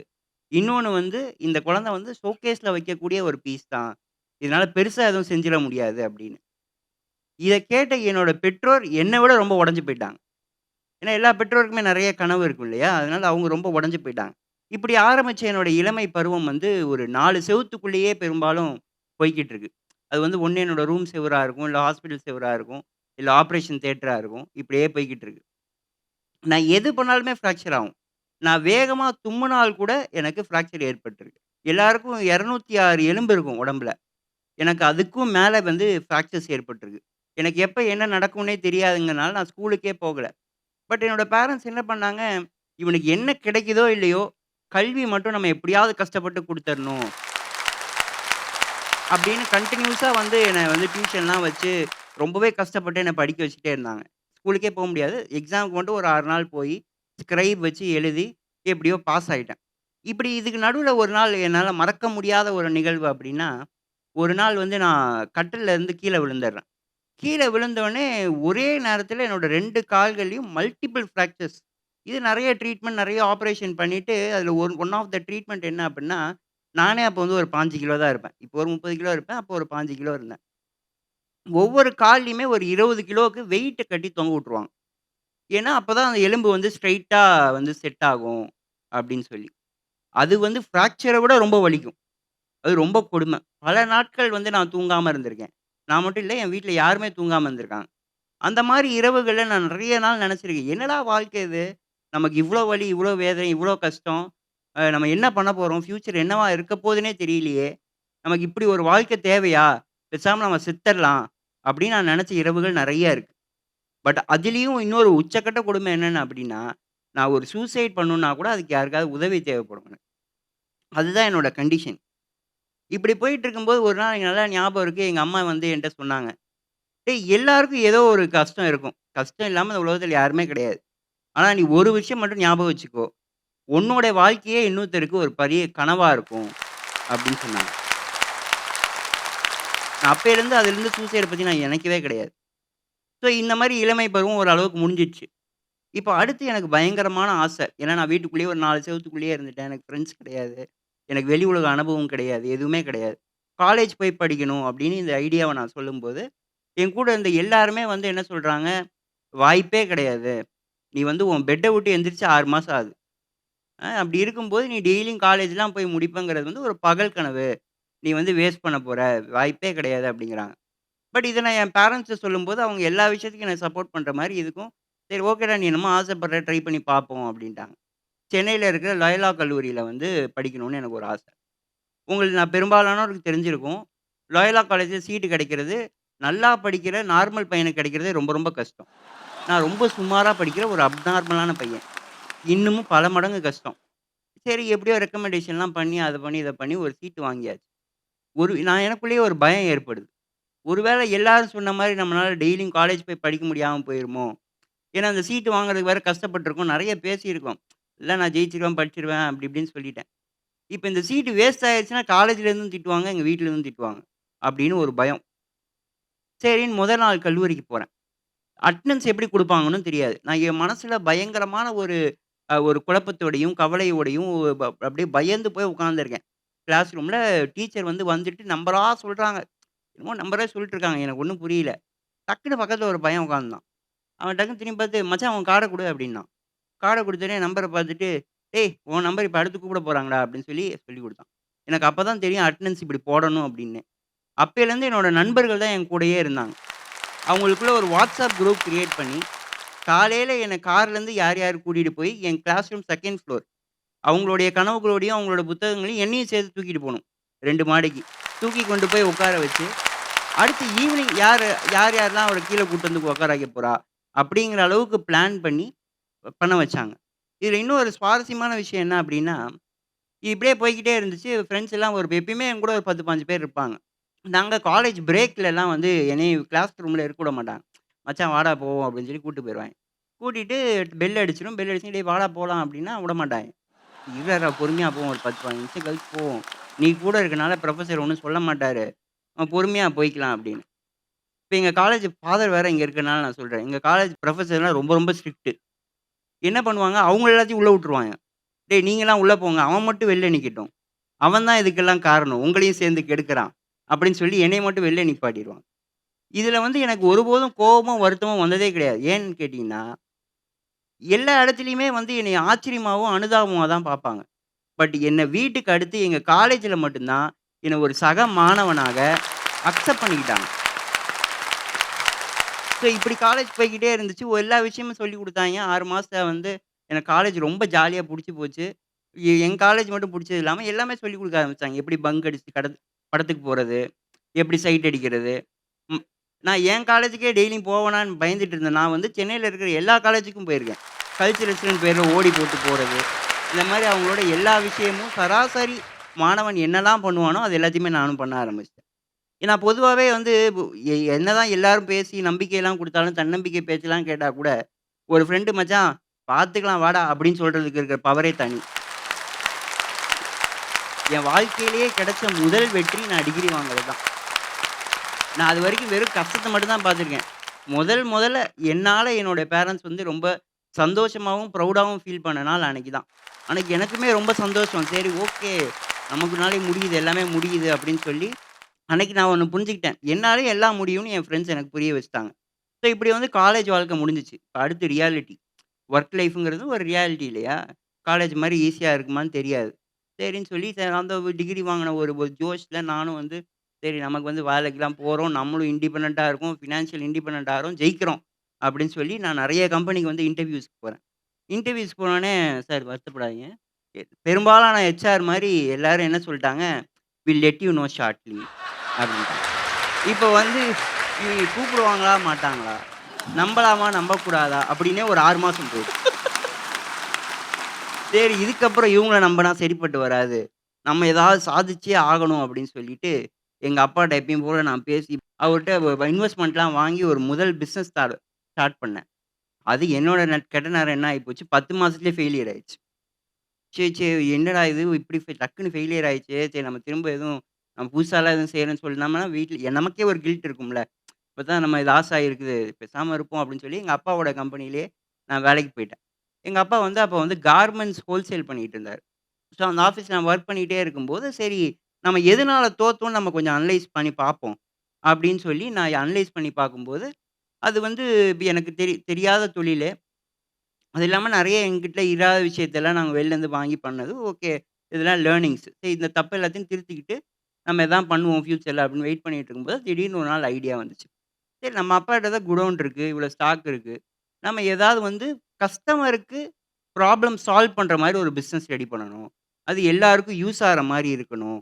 அப்படின்னு சொல்லி எங்க அப்பாவோடைய குடோனையே வந்து அப்படியே ஒரு 5 நாள்ல ரீட்டெயில் ஸ்பேஸா கன்வெர்ட் பண்ணி, நாங்க மத்த கடைங்களுக்கு குடுத்துட்டு இருக்கிற ஒரு விலையில வந்து டைரக்ட்டா கன்சியூமருக்கே ஒரு ட்ரெஸ்ஸஸ் குடுத்தா எப்படி இருக்கும்னு சொல்லி அதெல்லாம் ஒரு பேக்கேஜ் பண்ணி நாங்க ஒரு 5 நாள் அப்ப எங்களுக்கு டீமும் கிடையாது, இன்வெஸ்ட்மென்ட்டும் கிடையாது. என்ன எங்ககிட்ட இருந்துச்சோ அத வச்சு ஒரு பிசினஸ் மாடல் ரெடி பண்ணோம். எங்க அப்பா அடிக்கடி எப்பயுமே நான் சின்ன வயசுலருந்து சொல்லிட்டே இருப்பாரு. "முதுமையில் தனிமையும், இளமையில் வறுமையும் ரொம்ப கொடுமையானது" அப்படின்னு. ஸோ இது வந்து எப்படி எல்லாருக்கும் லைஃப் சூப்பரா இருக்கணும். சூப்பர் லைஃப் ஸ்டைல் இருக்கணும் அப்படிங்கிறதுனால, எங்களுடைய நிறுவனத்துடைய பேரே வந்து சூப்பர் லைஃப் அப்படின்னு வச்சு ஆரம்பிச்சோம்.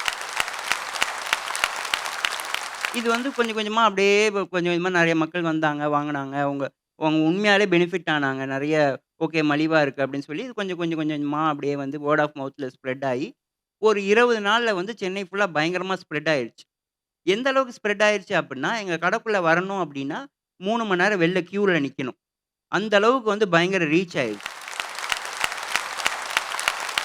ஸோ இப்படி இருக்கும்போது கரெக்டாக எனக்கு ஞாபகம் இருக்குது, தீபாவளிக்கு ஒரு 4 நாளைக்கு முன்னாடி நான் கடையில் நிற்கும்போது ஒரு ஆட்டோ ஓட்டுநர் வந்து ஒரு கையில் ஒரு மூட்டை ஃபுல்லாக துணி வச்சுட்டு என்கிட்ட வந்தார். தம்பி நீ ஓனரா அப்படின்னு கேட்டார். சொல்லுங்க என்ன அப்படின்னு கேட்டும்போது, தம்பி என் வாழ்க்கையிலேயே நான் வந்து இவ்வளோ துணி இவ்வளோ மலிவாக வாங்கினதே கிடையாது, ரொம்ப நன்றிப்பா அப்படின்னு அவர் கண்ணில் தண்ணி வச்சுட்டு சொன்ன அந்த நொடி தான் வந்து எங்கள் ஐடியா மேலே எங்களுக்கே ஒரு பெரிய நம்பிக்கை வந்தது. எப்பயுமே பிறரை மகிழ்விக்கும் போது நமக்கு கிடைக்கிற மகிழ்ச்சிக்கு அளவே கிடையாது. அதை நான் அன்னைக்கு தான் உணர்ந்தேன். சரி இப்படியே போய்க்கிட்டே இருக்கும்போது இப்போ நாங்கள் என்ன பண்ணுறோம் அப்படின்னா, 4 செவுருக்குள்ளே வாழ்ந்தேன்னா புதுசாக 4 பேரை பார்த்தாலே எனக்கு பயம். ஏன்னா டக்குன்னு கையை பிடிச்சி இழுத்துட்டா கூட எனக்கு ஃப்ராக்சர் ஆயிடும். அதனால் நான் 4 பேர்த்த கூட பார்க்க எனக்கு ரொம்ப பயம். அப்படி இருந்தேன்னா ஷோகேஸ் பீஸ்ன்னு சொன்னேன்னா இன்னைக்கு வந்து 7 ஸ்டோர் இருக்குது எங்களுக்கு. கடந்த ஒரு 3 வருஷத்தில் ஒரு 3.5 லட்சம் வாடிக்கையாளர்களை நாங்கள் வந்து சாட்டிஸ்ஃபை பண்ணியிருக்கோம். 150 எம்ப்ளாயீஸ் இருக்காங்க. இதில் எனக்கு ரொம்ப மனசுக்கு ரொம்ப நிம்மதி தர ஒரு விஷயம் என்ன அப்படின்னா, என்னையும் சேர்த்து எங்கள் நிறுவனத்தில் மொத்தம் 8 மாற்றுத்திறனாளிகள் இருக்காங்க.